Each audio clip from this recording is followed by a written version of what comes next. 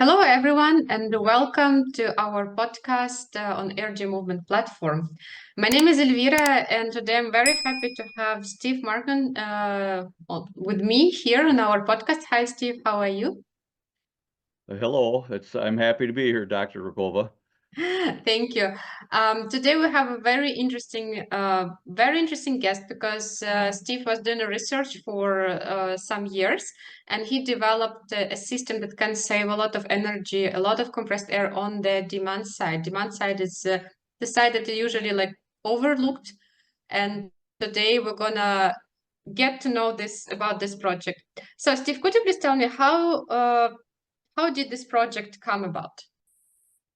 I have a background in quality control and non-destructive testing, so I'm pretty well versed with lots of different types of energy and efficiency. And during my career, I've worked in areas like medical equipment and military systems and even Harley-Davidson motorcycles. So at Harley, I designed and built custom equipment, both robotics and pneumatics, and efficiency and cost savings were always required for every project. So often I came up with ideas beyond what the company needed. So I started my own research company, Reds Research, where I could develop these ideas further. Well, I hope it's going to be Harley Davidson of pneumatics and compressed air. Very Uh, excited. And what actually inspired this project? I mean, beyond all the inefficiencies that you saw also. It was kind of interesting. We were working on a new energy system here at Reds Research, and there was a number of pneumatic operations that were sequential, that they followed each other. And we realized that the exhaust pressure from one operation could entirely run the next operation for free. So we were allowed us to perform several steps for basically no cost. And then the more I studied it, I decided that this process of saving energy could be done within the actuator's own circuit. In other words, we added an air reservoir, and it stores the pressure and it reuses it and generates huge energy savings. We called our project the direct link circuit. Okay, so basically it's more on the reuse of the waste of the air, as I understood. So what exact problem does this project address? Well, in most fluid power systems, including pneumatics, the operating fluid has to be exhausted to make room for the next stroke if you're going back and forth. So twice in every cycle in pneumatics, compressed air is vented to atmosphere. And we have a drawing that just shows a conventional double acting cylinder. So this requires new pressurized air for every step. Every actuator movement requires more expensive compressed air. Now, this is the way it's always been done. But our new technology links the steps in the cycle, such as both ends of the double acting cylinder together, and we put an air reservoir in there. Now, the air reservoir provides temporary storage and recycling of the pressure into the next step. By managing the circuit to recycle the pressure, we can provide energy savings of over 50%. Now, this doubles the amount of work that can be done with the same amount of air. So a double acting cylinder actually ends up being more efficient than a conventional single acting one. Okay, so it's interesting. So basically using the air reservoir to store the exhaust air and then to go back into the pressurized air level. And there are some systems that I know that have been transformed from the hydraulic industry to pneumatic. So it's called bridge circuit. So there are some solutions that are now already available on the market from some bigger supply components. So could you please tell me, is it similar to bridge circuit or it's something different? Um, well, a typical bridge circuit doesn't have the reservoir for pressure storage. And there's people studying it and they're connecting the two ends of the actuator for efficiency. We have a drawing that's a conventional bridge circuit drawing. And taking a look at this, you can see you need at least 4 valves to operate it, and every one must be precisely controlled, and there's no air reservoir. So the efficiency gains are actually pretty low. Now, this makes a conventional bridge circuit less efficient, it's more expensive, and it's harder to control than our new method. We have new methods and new hardware that make this very simple. Okay, sounds very promising. Like we're moving more to Harley-Davidson style of pneumatics. And when we compare it with the conventional ones, what is the special and why it is more efficient? So could you please elaborate more on that? Well, let's just take a look at a single acting cylinder, a conventional one.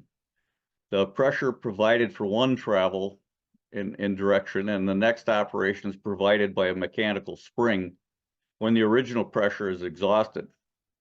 Now, the conventional bridge circuit won't even work in a single acting cylinder. There's no second end of the cylinder to connect to. So the DLC, our system, provides a new recycling valve and an air reservoir to recycle the pressure back into the original operation. We have a drawing for that single acting cylinder, and the recycling path and the storage are shown in red. Now in this version, the stored pressure is automatically recycled. It goes back into the start of the next pressurized cycle.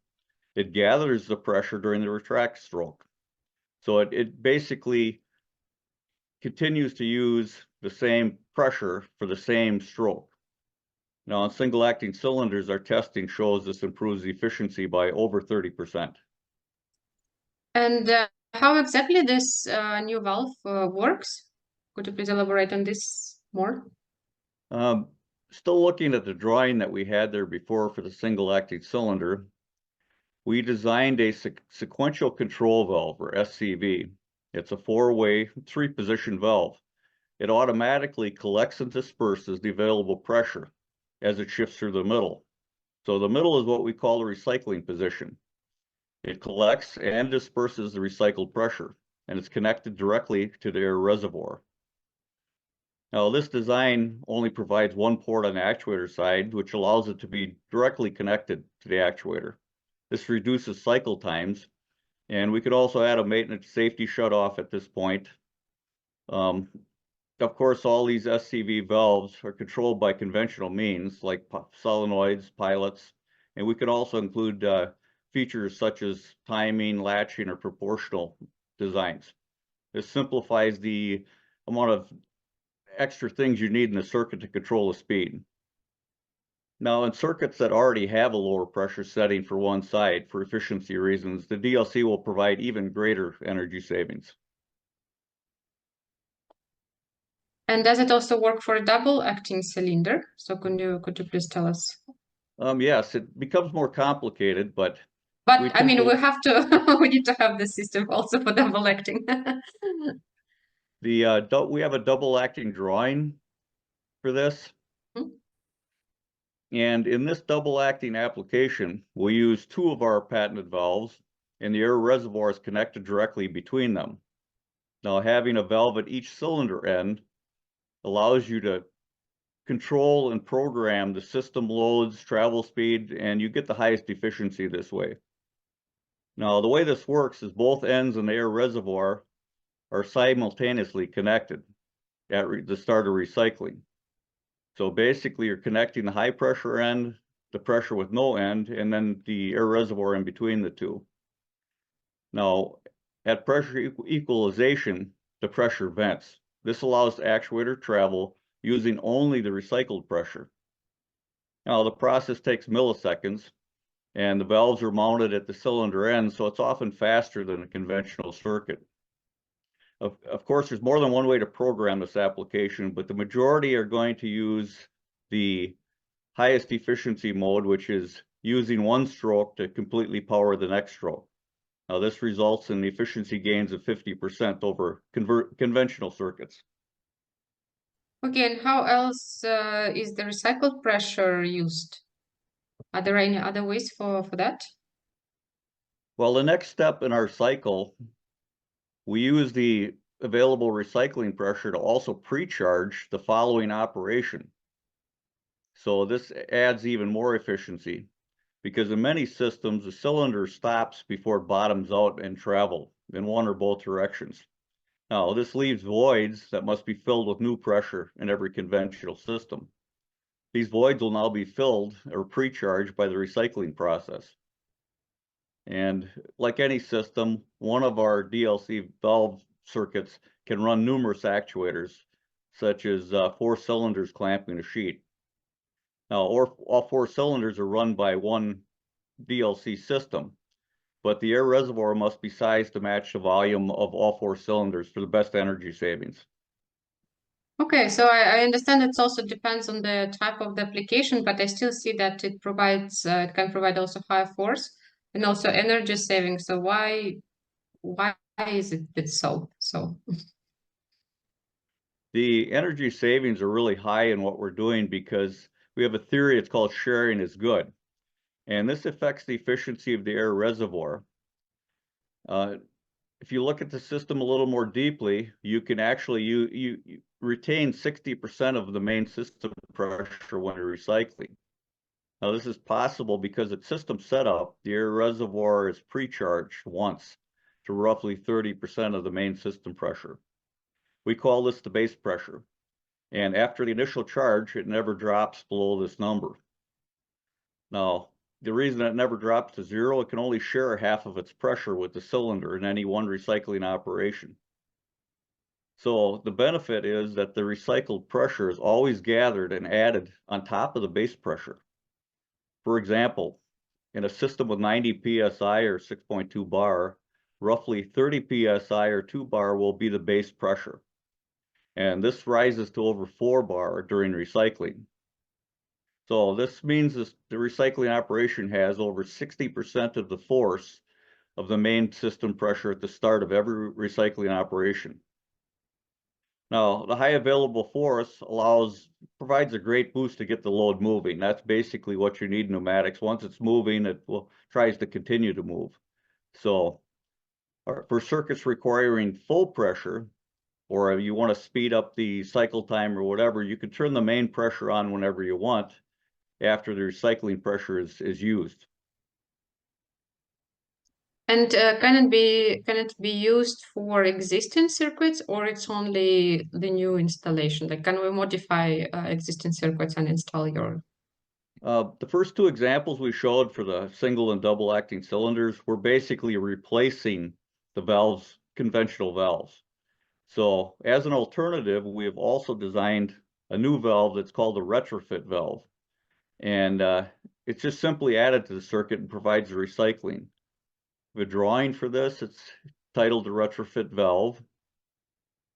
And as you can see, this new valve is installed directly on the main line. It's prior to the existing valves, and it captures the exhaust pressure from the conventional valve's exhaust ports. So the recycling is provided by the attached air reservoir in red, and the ability of the retrofit valve, it also controls the main line pressure. So when you're recycling, it automatically shuts off the main line and substitutes the recycled pressure. So at the end of recycling, it can turn the main pressure line back on if it's needed. Okay. Now, as in our prior examples, the recycled pressure can be used to completely power the next step, or each cylinder stroke may power the next one with recycled pressure. There's different ways of programming. And by recycling both strokes and topping off the recycling operations with full pressure in each direction, this still generates energy savings of over 40%. Okay. Yeah, 40%, it's a huge saving actually for demand side. And then you can look at the other applications, and if you can reduce the pressure levels in general for compressed air systems, it's I would say it's really revolutionary thing to do for this. And what are there any other application in pneumatics of your system? Is there's any specific about? Yes, the way we studied this, we actually ended up making a one piece, what we call a modular unit. And it incorporates both the air reservoir and the operating valves into this unit. We have a drawing, it's called the modular version. And we've actually called this the DWRC, which is double-walled recycling cylinders. You can see all the recycling functions are provided within the actuator. The air reservoir is formed by the double wall feature, which is shown in red on the drawing. So customers need only to connect the air and the control lines to the cartridge valves, which are embedded in each cylinder end. Now, this same concept can also be applied to other applications like intensifiers and transfer pumps. You can make the air reservoir internal or external, and the valves can be added either internal or external. Now, by adding the DLC system to these existing systems, you can also reduce the sound levels because it reduces the high pressure considerably by 2/3. The decibels will drop. So if you're running a transfer pump, they're really loud. If you run a transfer pump with a DLC, it will be half the volume of the other one, which makes it safer for the operators. Okay, I think the most exciting question that everyone would wait for, talking about the business case of this. I hope it's not the price of Harley Davidson, and I mean, what is the return on investment? I understand it also depends on the electricity price, depending on the country, but what is the business case in the US that you calculated so far? Our business case is with our typical system costs of adding our system. A double acting cylinder basically require one more valve in the air reservoir, and this generates the cost savings of over 50%. The retrofit valve also delivers over 50% energy savings, as well as the modular cylinder. And even a single acting cylinder, you only need a three-way valve instead of a two-way valve in the air reservoir. So this typical cost savings of over 30%. So the cost of the systems isn't really that high. The air reservoirs should be the same volume as the actuator, and we purchase them from SMC, and they're as little as $10 or €9 at SMC. So our analysis for the business case is that any application using $5 or €4.6 per week or more in compressed air cost would be a great candidate for this system. Now, this generally results in a return of investments of less than 1 year. And typically, most countries have government incentives to add high efficiency products. So in which case, the return on investment will be even shorter. Okay, great. And where are you standing now with your project? So what is the status? Our project is still under development. We're generating even more cost savings and even more applications. We're looking at hydraulics and vacuum product lines. And our mission here is basically we're a development company. We continue to development, we obtain the intellectual property, and we're working on the various designs for mass production. We're looking to partner with an existing company or license it to them. Our product lines are patented. So with these significant cost savings, the market's going to be fairly high, but it's also hard to estimate because you need to know the exact application, how much compressed air they're using now. And this part of the project is best done by existing companies that have a great idea of their customer base, and they should be able to identify the models that their customers really need.